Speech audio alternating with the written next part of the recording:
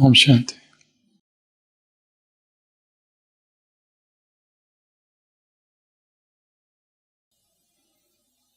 किसी गांव में अकाल पड़ा।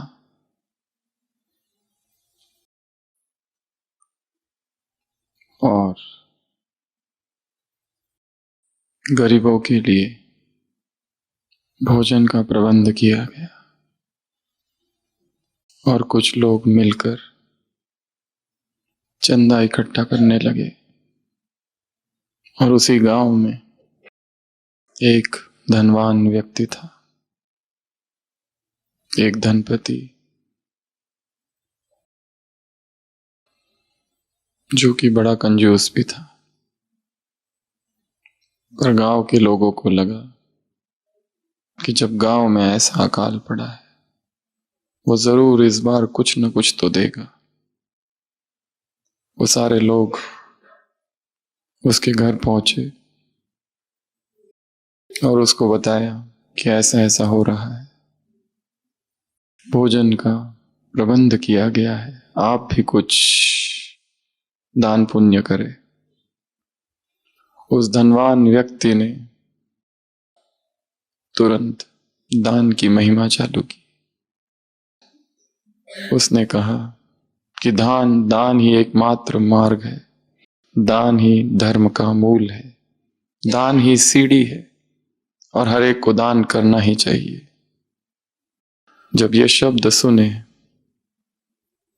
तो उन गांव वालों को बड़ा सहारा महसूस हुआ कि इस बार जरूर कुछ मिलेगा।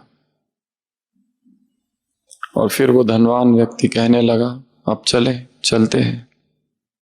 उन लोगों ने पूछा, कहां? उस व्यक्ति ने कहा, दूसरों के घर दान मांगने के लिए। जब आप इतना बड़ा महान कार्य कर रहे हो तो मैं स्वयं अनुग्रहित होना चाहिए कि हमें देने का मौका दिया गया। विदेश में संत था, संत फ्रांसिस। वो पेड़ों से बात करता था, पेड़ों को अपना भाई कहता था, प्रकृति से बात करता था, चिड़ियों को अपनी बहन कहता था। ओ सिस्टर बर्ड, ब्रदर डोंकी, आडंबर है, वो सात्विक। बाइबल में उल्लेख आता है, जीसस क्राइस्ट कहता है अपने शिष्यों से, वहां पर भी एक कहानी सुनाता है कि एक साहूकार है, उसके पास बहुत पैसा है, उसे खेत में कुछ काम करवाना है। वो मजदूरों को बुलाता है, सुबह सुबह मजदूर आते हैं, काम करना चालू करते हैं। पर खेत बहुत बड़ा है और मजदूर और चाहिए। दोपहर में कुछ मजदूर आते हैं, वो काम करना चालू करते हैं, परंतु काम अभी और बाकी है। शाम को कुछ मजदूर आते हैं, वो काम करना चालू करते हैं। सुबह से जो मजदूर काम कर रहे, भूखे प्यासे काम कर रहे, दोपहर वाले भी काम कर रहे, शाम वाले भी काम कर रहे। शाम के तो अभी अभी आए हैं और रात जब होती है तो सबको वो इनाम देता है, पारितोषिक देता है।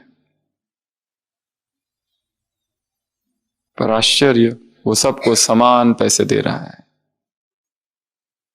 जितने सुबह वालों को दिए उतने ही दोपहर वालों को भी, और जितने दोपहर वालों को दिए उतने ही शाम वालों को भी। शाम वाले तो अभी अभी आए, उन्होंने कुछ थोड़ा ही काम किया है।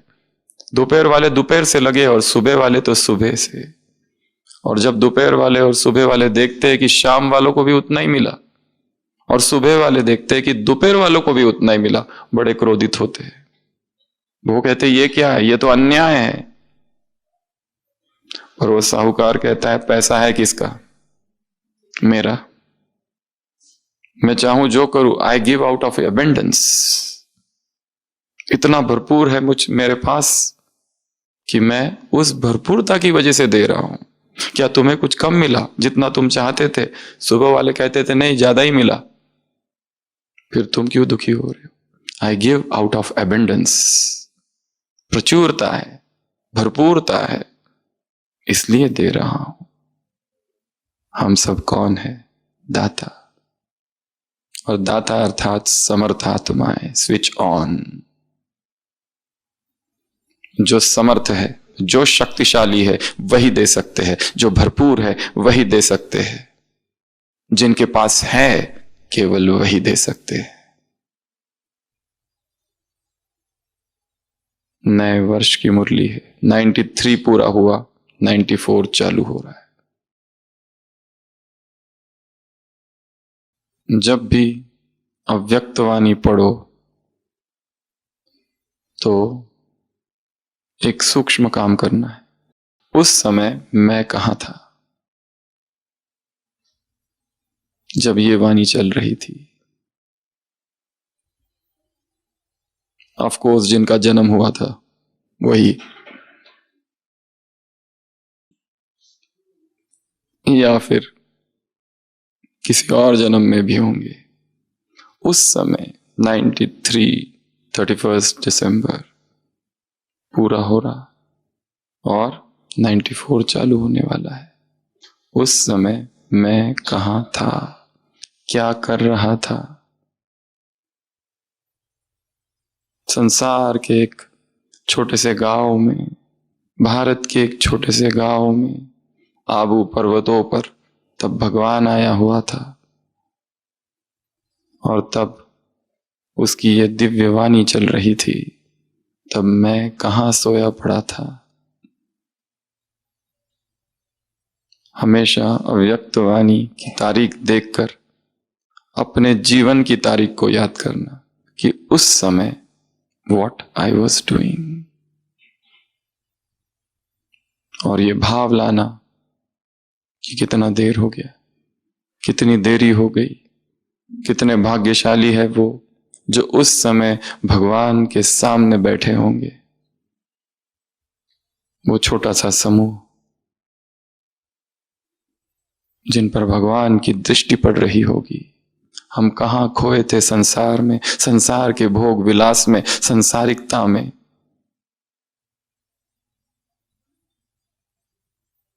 आने में लेट हो गया है। ये भाव तीव्र पुरुषार्थ की ओर ले जाएगा। बहुत देरी हो गई।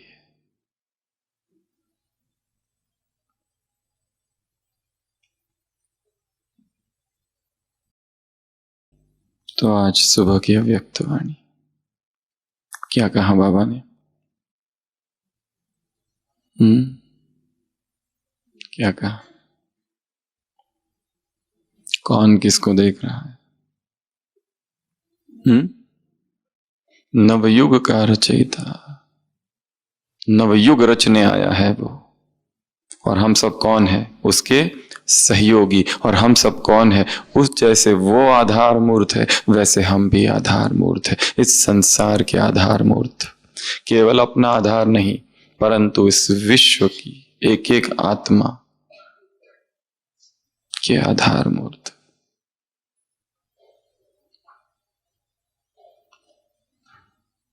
बेहद का संगम युग है ये। हमारा नया जन्म है ये। इस ब्राह्मण जीवन में, नए जन्म में हर एक ने अनुभव किया है। किस बात का? नवीनता का। कौन कौन सी बातों में नवीनता? क्या क्या नया है हमारा? क्या नया नया है?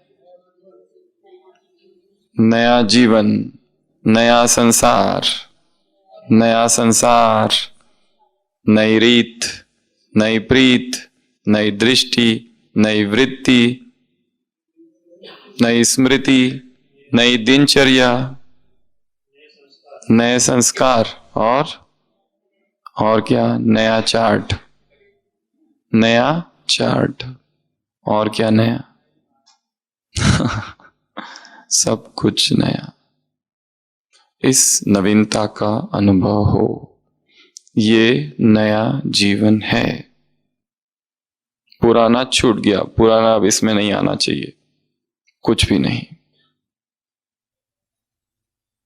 न्यू लाइफ, न्यू बर्थ, नई रीत है, नई प्रीत है, नई दिनचर्या है। सब कुछ नया है। नई दृष्टि, नई वृत्ति, नई स्मृति,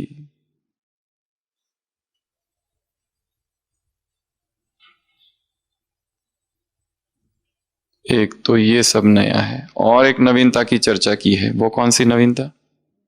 दो प्रकार की नवीनता है इस मुरली में।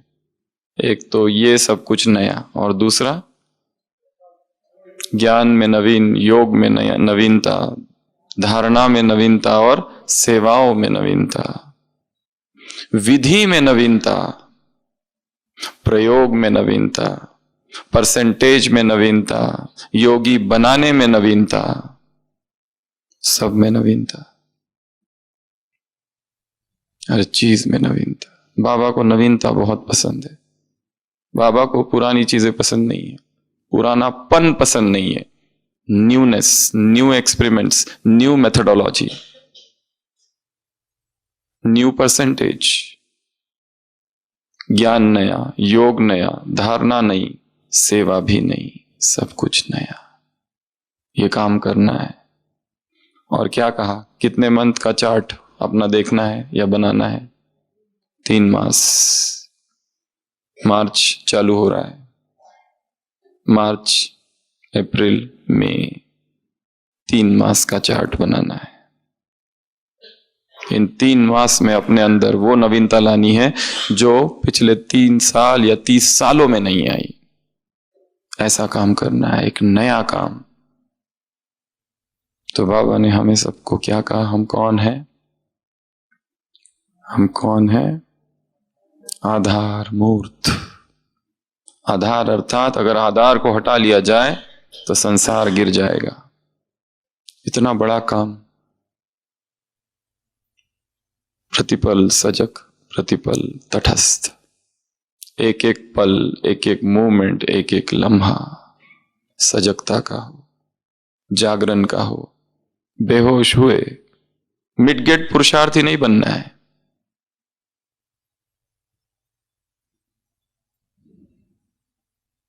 नया, नवीनता। और नवीनता के लिए खोज करनी पड़ेगी। नवीनता के लिए मौन चाहिए, नवीनता के लिए एकांत चाहिए, नवीनता के लिए अंतर्मुखता चाहिए। अगर सुबह से लेकर रात तक दिनचर्या केवल बाह्य मुक्ता में जा रही है, इससे उससे लड़ाई करने में जा रही है, तो ये नवीनता कैसे आएगी? वो नई टचिंग्स कहां से होगी? आधार मूर्त। और नया जीवन है, इसलिए नया उमंग, उत्साह। कितना दिन चलना चाहिए उत्साह? हर समय, हर दिन, प्रतिपल, अविनाशी। इस उमंग उत्साह से क्या होगा? ये उत्साह के 3 बातें बताई है। ये उत्साह क्या है? ये उत्साह क्या है? पहला पंख है जो तुम्हें उड़ाएगा। दूसरा, ये उत्साह क्या है? शक्ति है। और तीसरा, ये उत्साह क्या है?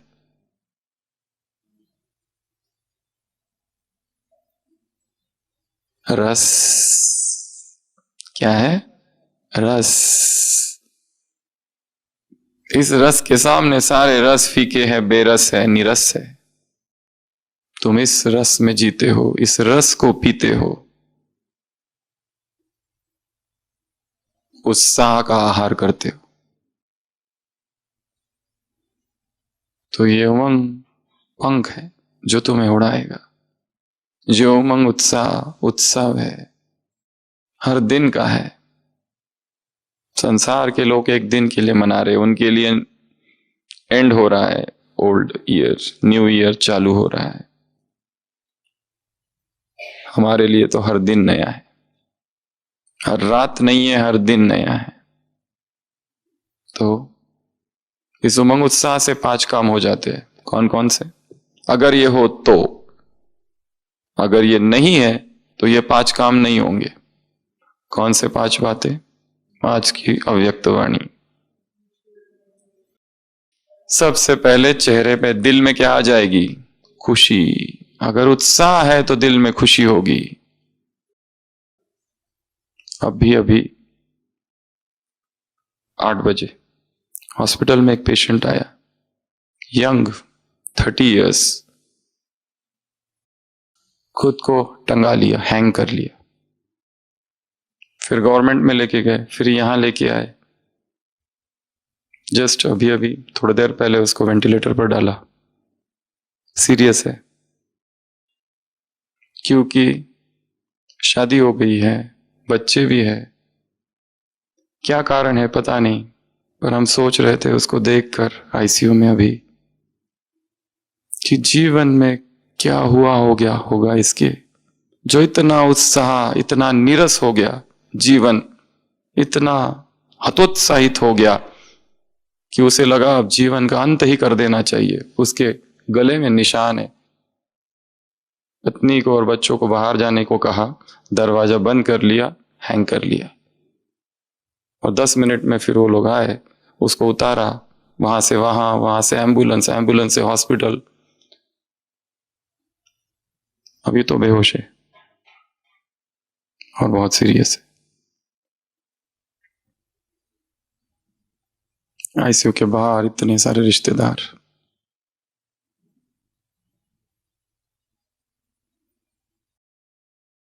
क्या हुआ होगा इसके जीवन में?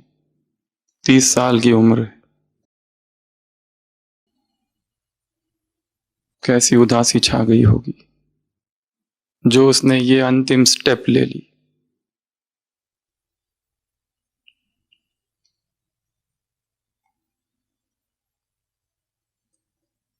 संसार में दुख बहुत है, हर व्यक्ति दुख में जी रहा है, पीड़ा में जी रहा है।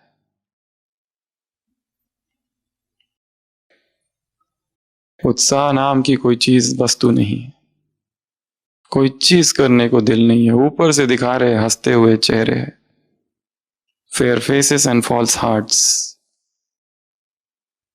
अंदर से दुख है, घर घर में पीड़ा है, दर्द है, बेबसी है।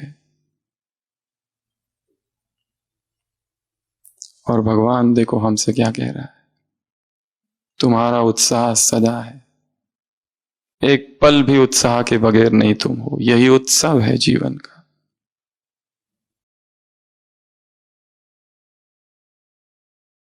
तो इस उत्सव से, उस उत्साह से 5 बातें हो जाती है। सबसे पहला, दिल में खुशी। दूसरा, मुश्किल सहज, मुश्किल आसान। तीसरा, तूफान तोहफा। चौथा, पहाड़ राई और रुई। और पांचवा परीक्षा, समस्याएं। क्या अनुभव होगी? मनोरंजन। ऐसा कौन व्यक्ति है जिसके जीवन में समस्याएं नहीं है? हर एक के जीवन में समस्या है, परंतु हम उन समस्याओं को किस रूप से देख रहे, किस रीति से देख रहे। समस्या सबके पास है, पर किसी के लिए वो मनोरंजन है, किसी के लिए वो खेल है, और किसी के लिए सब कुछ पहाड़ है, तूफान जैसा है, उदासी में फेंक दिया है व्यक्ति को।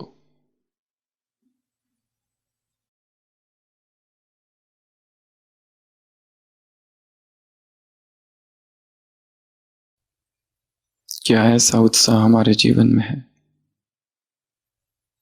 जिससे दिल में खुशी हो, जिससे तूफान आ जाए तो तोहफा लगे, और समस्याएं आ जाए, परीक्षाएं आ जाए तो मनोरंजन लगे, हर मुश्किल सहज लगे। और मुश्किल के सिवा तो जीवन है ही नहीं।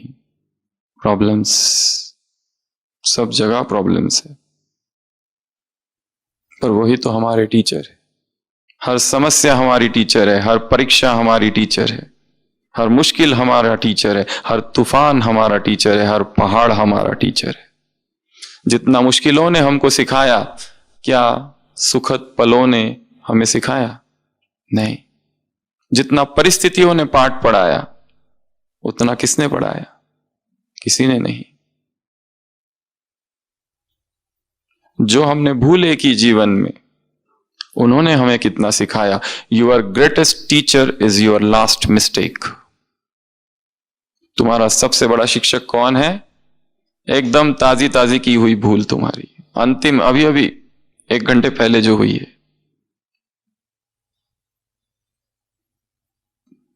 तो जहां उमंग उत्साह है, वहां ये सब चीजें हो जाएगी। और इसी मुरली में बाबा ने कहा अमृत वेला, इस उत्साह को क्या करो, रिवाइज करो। ये स्लोगन है, इसको इमर्ज करो। उत्साह में रहो, उत्सव में उड़ो और दूसरों को भी उड़ाओ।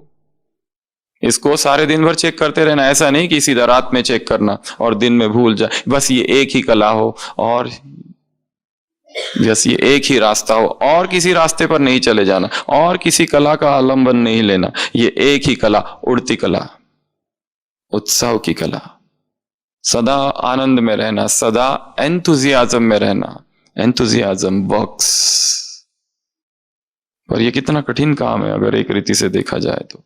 निरंतर उत्साह रहे, कभी दुख हो ही ना, कभी पीड़ा का अनुभव ही ना हो, निरंतर खुशी। ये तभी रह सकती है जब हम इस तीव्र पुरुषार्थ के मार्ग में सतत आगे बढ़ते रहेंगे। जरा सा भी कुसंग भटक गए, जरा सा भी परचिंतन, व्यर्थ चिंतन भटक गए, जरा सा भी रूहानियत से डाउन हुए कि भटक गए। स्लोगन क्या है आज का?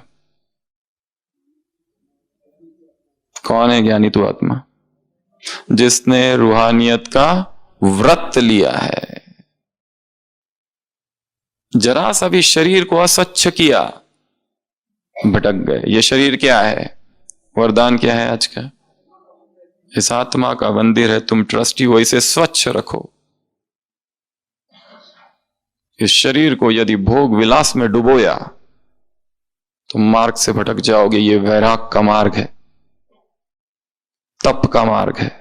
हम तपस्वी बनने आए हैं, ना कि भोगी, ना कि रोगी, ना कि विलासी। सतत सतत और सतत स्थिरता, सतत सतर्कता।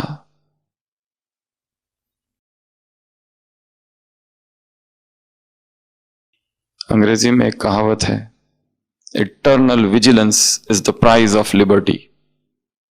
यदि मुक्त होना है, अगर लिबर्टी चाहिए, फ्रीडम चाहिए, इंडिपेंडेंस चाहिए, तो तुम्हें कीमत चुकानी होगी। कौन सी?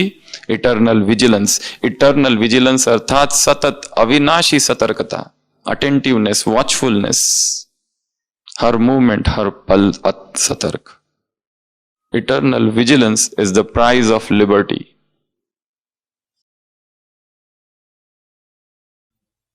उमंग उत्साह। और इस मुरली में बाबा ने और एक चीज कही है, उमंग उत्साह चाहिए। कौन सा? कौन बताएगा इसका उत्तर? उमंग उत्साह तो चाहिए, परंतु कौन सा उमंग उत्साह? अविनाशी तो है ही, और कौन सा? नहीं नहीं। कौन सा उमंग उत्साह चाहिए? सदा उमंग उत्साह, अविनाशी उमंग उत्साह, कौन सा उमंग उत्साह चाहिए? विशेषण नहीं जोड़ो, कौन सा? उत्तर होना चाहिए बड़ा उत्तर, विशेषण नहीं जोड़ना उसके पीछे। अविनाशी, बड़ा, सदा।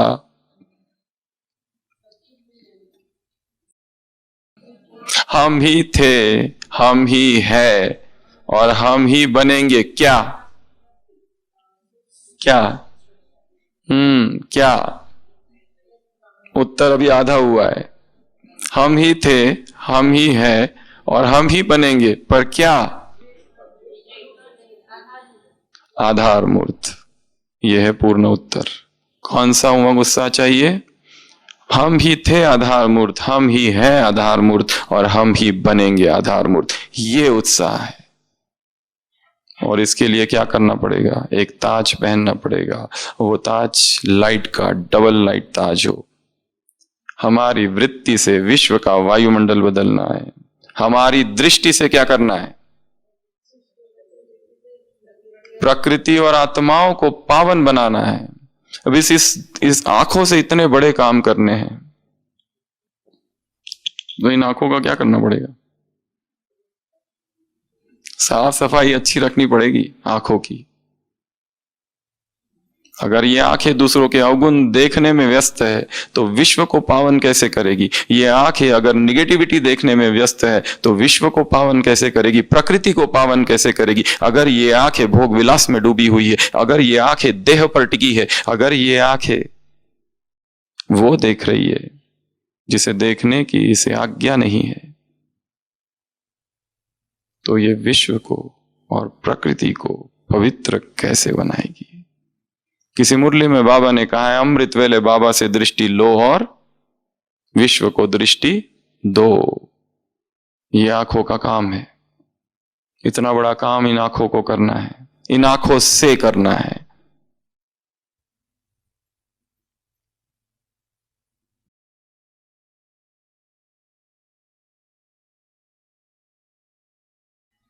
ये आंखें विचलित ना हो, ये आंखें स्थिर रहे।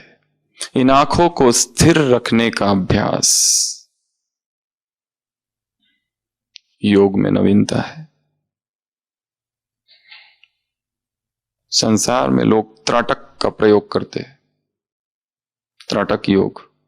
ग्रुप में बैठते ऐसे गोल, बीच में एक दिया या अगरबत्ती, और उसको देखते रहते हैं और कहते हैं उससे कई सिद्धियां प्राप्त हो जाती है। परंतु सिद्धियों का और अध्यात्म का कोई संबंध नहीं। सिद्धियां प्राप्त होना यह तो मन की एकाग्रता का परिणाम है। जैसे ही मन एकाग्र हो जाता है, ढेर सारी सिद्धियां अपने आप आने लगती है। रादर योग के मार्ग में सिद्धियों को बाधा कहा गया है। आप कोई भी सिद्धि प्राप्त कर सकते हो, ऐसी कोई सिद्धि नहीं है। क्लैर ऑडियंस, क्लैरवॉयंस, यहां बैठे हुए उधर क्या हो रहा है वो देख सकते हैं, दूसरों के मन में क्या विचार है वो जान सकते हो, भाव क्या है वो समझ सकते हो, सुन सकते हो। Clairaudience, clairvoyance. पर ये सारी सिद्धियां, सुपर ह्यूमन एबिलिटीज, इनका संबंध मन के एकाग्रता के साथ है, अध्यात्म से कोई संबंध नहीं। तो ये तो संसार में भी लोग करते हैं, इसमें कोई बड़ी बात नहीं है।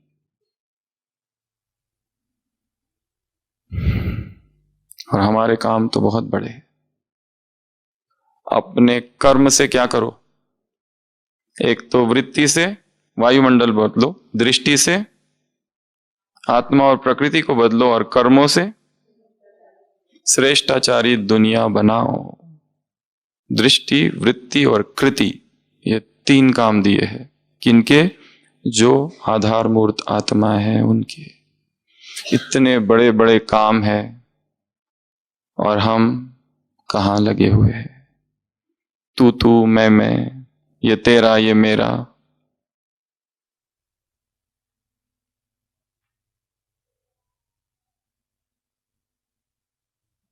भक्ति में कहते हैं भगवान 2 समय हंसता है। कब? जब एक भाई दूसरे भाई से कहता है ये भूमि तेरी, ये भूमि मेरी। भगवान कहते हैं सबय भूमि गोपाल की। एक ये, और दूसरा जब एक डॉक्टर पेशेंट के रिश्तेदारों से कहता है आप चिंता मत करो मैं उसे बचा दूंगा। भगवान कहता है मैं उसे मारने वाला हूं और तुम कहते हो कि मैं बचा दूंगा। भगवान को हंसी आती है।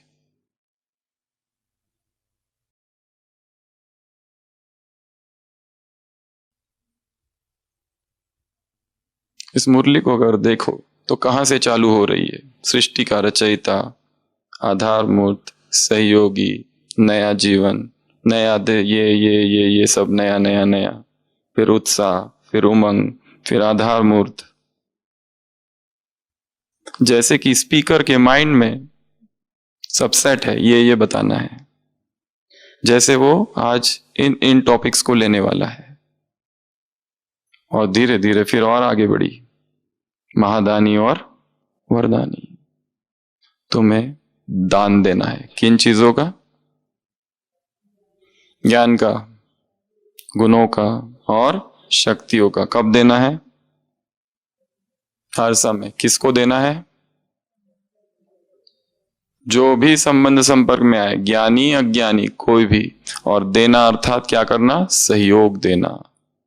और उसमें बाबा ने फिर 3 बातें बताई है। अगर कोई निंदा करता है तो फिर क्या करोगे? अगर कोई ग्लानि करता है तो क्या करोगे? और अगर कोई क्रोध करता है तो क्या करोगे?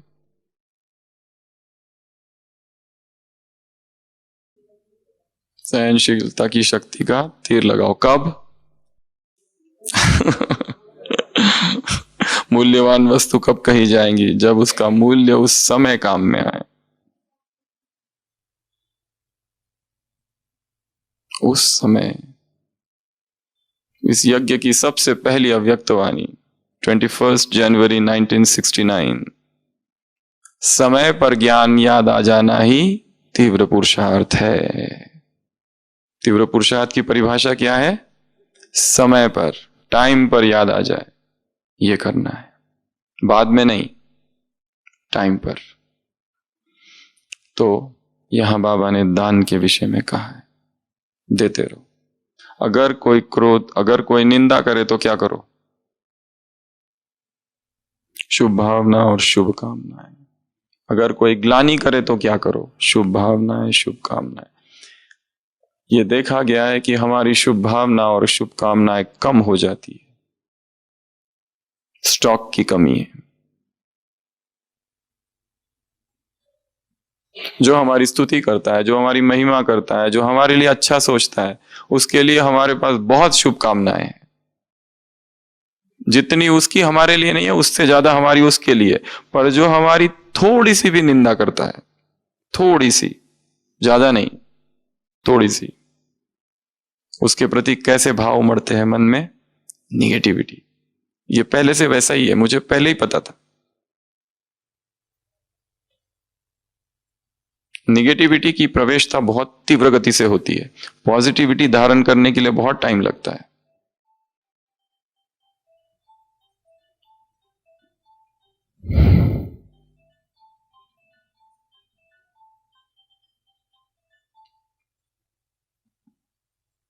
और तीसरा है क्रोध।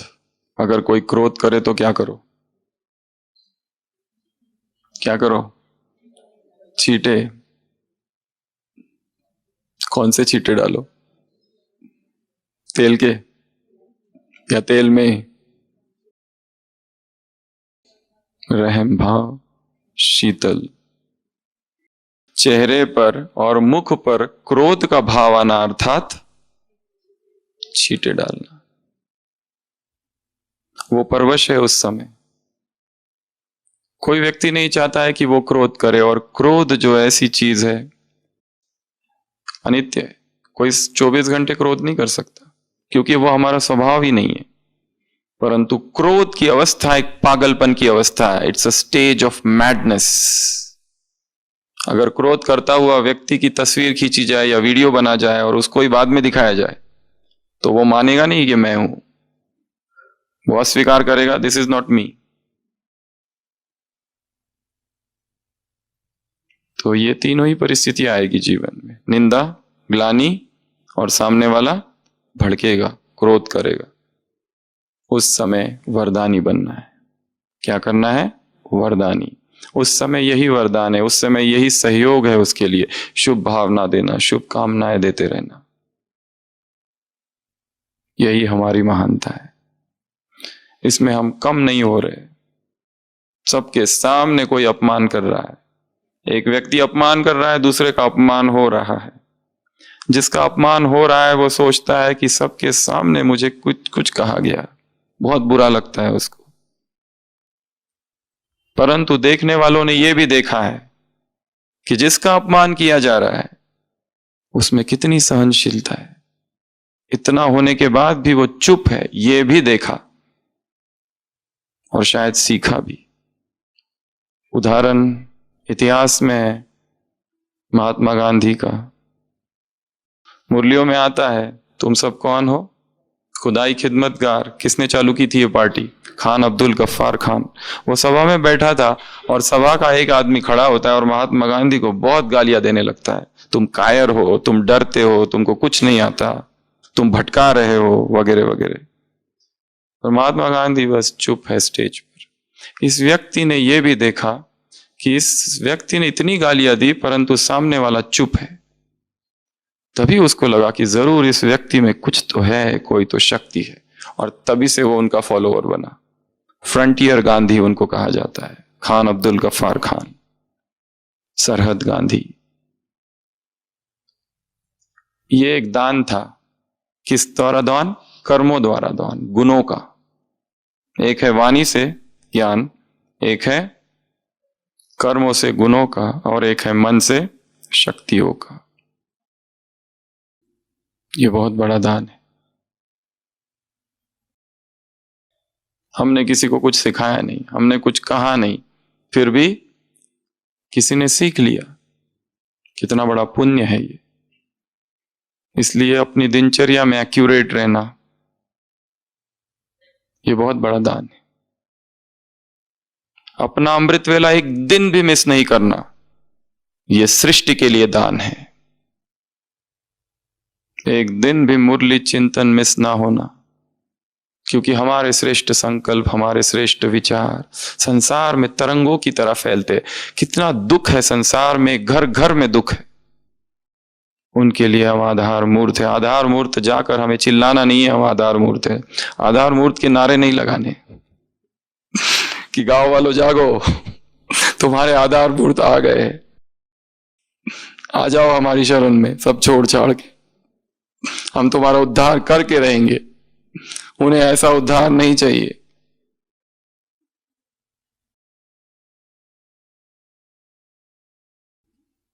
उन्हें कंधा चाहिए, उन्हें तुम्हारा ज्ञान नहीं सुनना है। किसी के घर में डेथ हो गई है, वो क्या ज्ञान सुनना चाहते? और हम अगर जाके सुने आए उनको आत्मा अविनाशी है, आत्मा समझ के उस बाप को याद करो। ये देह अनित्य है, तो क्या होगा?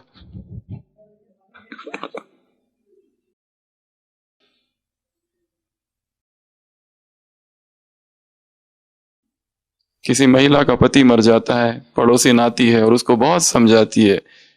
क्या कर सकते हैं, आखिर हम सब आत्माएं हैं, और आत्मा तो एक शरीर छोड़कर दूसरे शरीर में जाती है। नैनन छिंदंती वस्त्राणि नैनम दहति पावक, आग उसे जला नहीं सकती है। और जैसे पुराने वस्त्र छोड़कर हम नए वस्त्र पहनते, वैसे आत्मा ने पुराने वस्त्र छोड़ दिए, नए वस्त्र पहने। तुम रोती क्यों हो? शांत हो जाओ, शांत हो जाओ। बहुत समझाती है उसको। और आखिर हम सबको भी तो एक दिन जाना ही है। आज तुम्हारा पति चला गया, कल तुम भी जाओगी, मैं भी जाऊंगी, सब जाएंगे।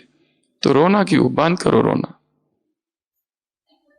कुछ मास के बाद ये जो पड़ोसी होती है उसका पति शरीर छोड़ता है, तब वो जोर जोर से रो रही है। तब वो पहली वाली आती है और उसको कहती है कि तुम क्यों रोती हो? अब मेरा पति जब मरा तो तुमने कहा था कि सबको मरना है। वो कहती है उस समय दैट वॉज योर हस्बैंड, वो तुम्हारा पति था उस समय।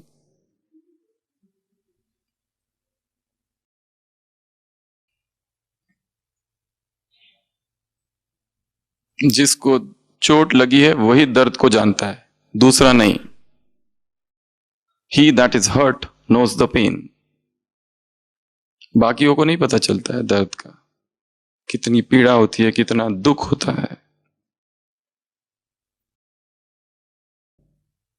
उस पीड़ा को महसूस करना, to rise to that universal consciousness, ये आधार मूर्त बनना है। सब मेरे है, सब हमारे है, सब अपने हैं, और मुझे देना है। देना अर्थात सहयोग देना है। ज्ञान देना, देना अर्थात केवल ज्ञान देना नहीं, सहयोग। एक भिखारी भीख मांग रहा है, कितने लोग आते हैं, कोई दिखावे के लिए दान करता है, कोई कुछ कोई कुछ। और अचानक एक छोटा सा बच्चा आता है, वो कहता है मेरे पास आपके लिए देने के लिए कुछ नहीं, और उसका हाथ पकड़ता है। और उस भिखारी को इतनी खुशी होती है, वो कहता है मुझे कुछ नहीं चाहिए, तुमने जो किया आज तक किसी और ने नहीं किया था। यही सबसे बड़ा दान है।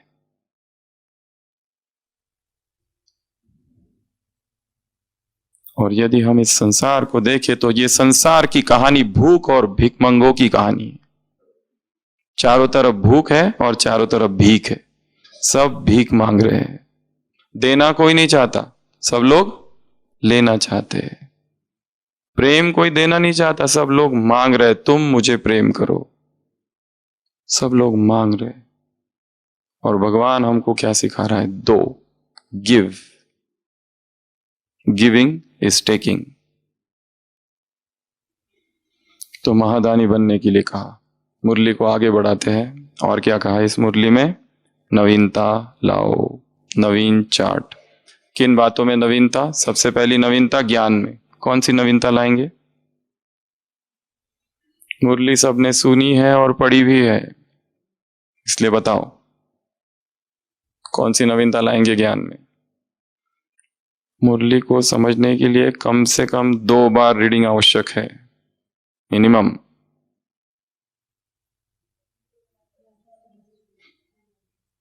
समझ और ज्ञान और समझदार बनना। ज्ञान में नवीनता अर्थात जिस धारणा की कमी हो उस धारणा को भरना, यह है ज्ञान में नवीनता। योग में नवीनता परसेंटेज को बढ़ा देना, वो है नवीनता। प्रयोग करना, वो है नवीनता। दूसरों को योगी बनाना, यह है नवीनता। विधि में नवीनता, प्रयोग में नवीनता,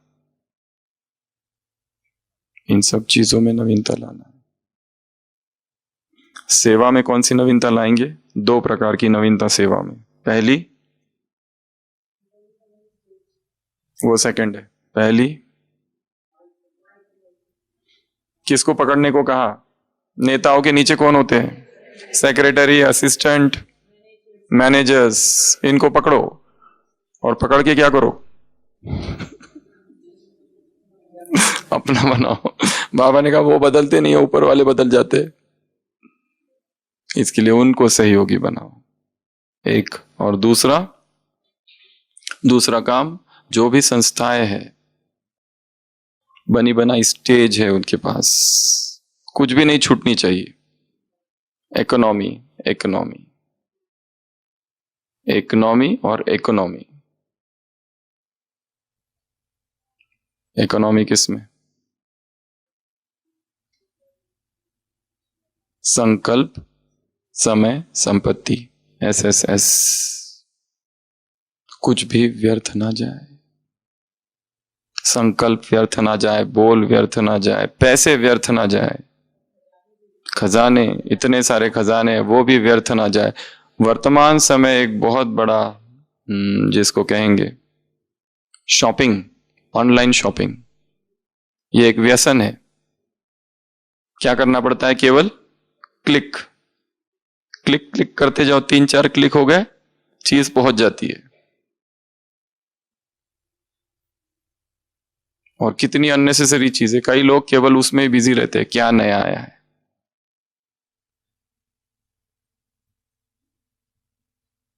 अमेजॉन, फ्लिपकार्ट में सब मिल सकता है, सत्य छोड़कर, अनुभूति छोड़कर। वो भी एक व्यसन है। एक तो है ऑनलाइन शॉपिंग और दूसरा है ऑनलाइन न्यूज। इसने क्या किया, उसने क्या किया, यहां क्या हो रहा है, वहां क्या हो रहा है, ये दोनों ही भटकाते हैं। Online shopping, online news. तो इकोनॉमी करो। तो ये थी बात न्यूनेस की। धारणा में क्या न्यूनेस लाएंगे, इसकी चर्चा नहीं है मुरली में। धारणा में क्या न्यूनेस लाएंगे? इस जीवन की सबसे बड़ी धारणा कौन सी है? प्यूरिटी। और प्यूरिटी का भी आधार क्या है? ब्रह्मचर्य।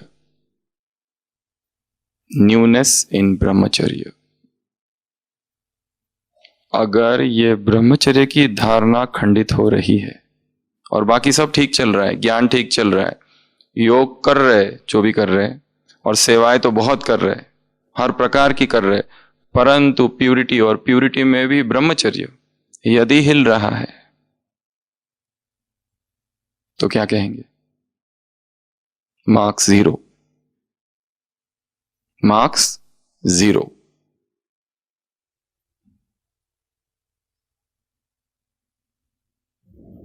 और ये सबसे बड़ी धारणा है, इसमें नवीनता। ये कहां खंडित हो रही है, क्यों खंडित हो रही है, कब खंडित हो रही है, किस स्थान में खंडित हो रही है, किस व्यक्ति के वजह से खंडित हो रही है, किस समय खंडित हो रही है, किन परिस्थितियों में खंडित हो रही है, किसको देखने से खंडित हो रही है, किसको सुनने से खंडित हो रही है, किसको स्पर्श करने से खंडित हो रही है, किसके संग में रहने से खंडित हो रही है, किसके विचार आने से खंडित हो रही है, किसके स्वप्नों से खंडित हो रही है, कौन सी इच्छाओं से खंडित हो रही है। ब्रह्मचर्य की धारणा।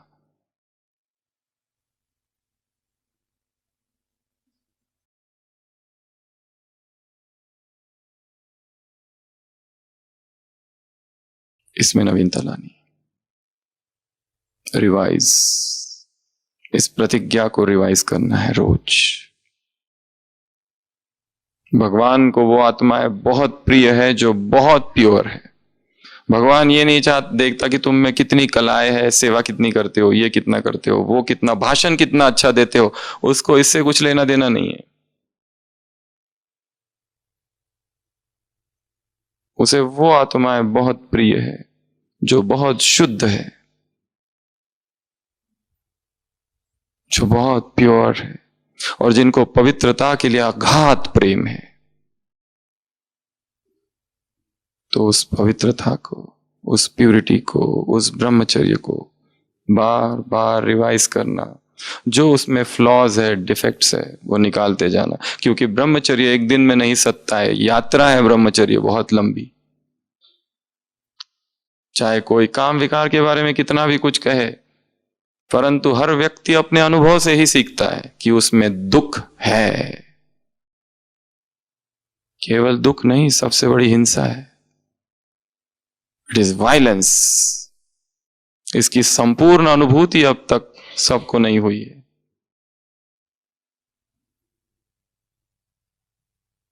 यह भी कितना आश्चर्य है, घर में माता पिता को बच्चे बचपन से झगड़ते हुए देखते, फिर भी बड़े होने के बाद शादी करने का विचार अब भी रहता है। बचपन से देख रहे घर में कलह है, फिर भी बड़े होने के बाद ख्वाब तो रहता ही है। दुखदाई स्टेटमेंट है, परंतु संसार में कहते हैं happy marriage is a myth.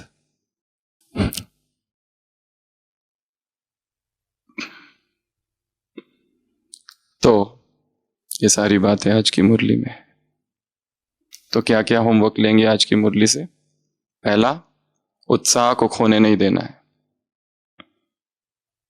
Find out leakages, loop holes, कहां उत्साह की कमी हो रही है, क्यों कमी हो रही है, क्यों किसी व्यक्ति में इतना उत्साह होता है और किसी में बिल्कुल नहीं। इंटरेस्ट किसी को बहुत ज्यादा है, बिल्कुल इंटरेस्ट नहीं है किसी को।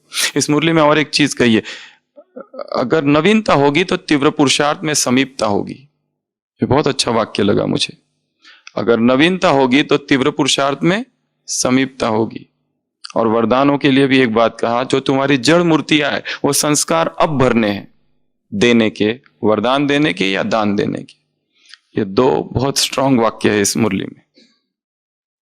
तो पहला होमवर्क एंथुजियाज्म, दूसरा होमवर्क देना, देना, देते रहो, कुछ ना कुछ देते रहो, और तीसरा नवीनता, कुछ ना कुछ नवीन करना है। कल का अमृत वेला एकदम नया हो, कल का उठने का टाइम भी एकदम नया हो, कल उठते ही जो पहला संकल्प हो सबसे नया हो।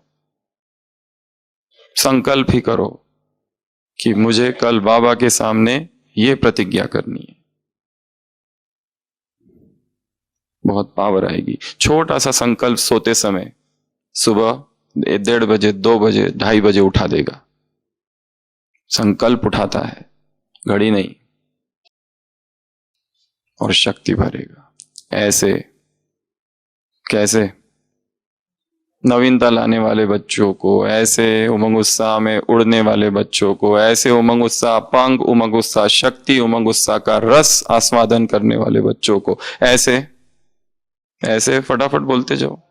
आधार मूर्त आत्माओं को ऐसे, मिडगेट पुरुषार्थी न बनने वाली आत्माओं को ऐसे, वरदानी मूर्त आत्माओं को, महादानी आत्माओं को ऐसे ऐसे, समर्थ आत्माओं को स्विच ऑन करने रखने वाली आत्माओं को, बच्चे भी स्विच ऑन करते हैं आजकल, ऐसे उड़ती कला वाली आत्माओं को ऐसे, नंबर 1 श्रेष्ठ आत्माओं को ऐसे ऐसे, सहयोगी आत्माओं को ऐसे, ज्ञानीतु आत्माओं को ऐसे, ट्रस्टी आत्माओं को ऐसे, इस शरीर रूपी मंदिर को स्वच्छ रखने वाली आत्माओं को ऐसे, रूहानियत का व्रत लेने वाली आत्माओं को ऐसे, इकोनॉमी और एकनामी करने वाली आत्माओं को ऐसे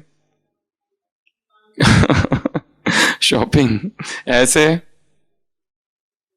ऐसे, ढेर सारे सामानों वाली आत्माओं को बाप दादा का याद प्यार, गुड नाइट और नमस्ते। हम रूहानी बच्चों की रूहानी बाप दादा को याद प्यार, गुड नाइट और नमस्ते। ओम शांति।